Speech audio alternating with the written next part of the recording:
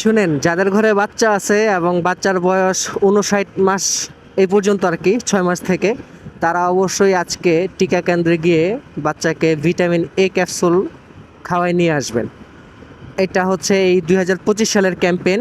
আজকে আপনার বাচ্চার বয়স যদি 6 থেকে 11 মাস হয় তাহলে নীলটা খাওয়াবে, আর বাচ্চার বয়স যদি 11 মাস থেকে 59 মাসের মধ্যে হয় তাহলে লালটা খাওয়াবে।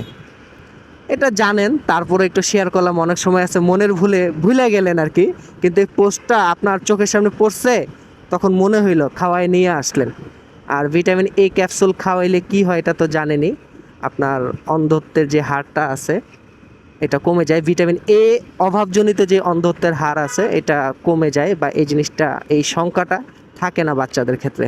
সো এটা আপনার এই 59 মাস পর্যন্ত প্রতি বছরই ভিটামিন এ ক্যাপসুলের যে কর্মসূচিটা হয়, ওই কর্মসূচিতে আপনি আপনার বাচ্চাকে এটা খাওয়াবেন। হ্যাঁ, তো দেরি না করে চলে যান বউ বাচ্চা লইয়া, অথবা নিজে একাই যেতে পারেন, কোনো অসুবিধা নেই, আপনার যেভাবে সুবিধা হয়।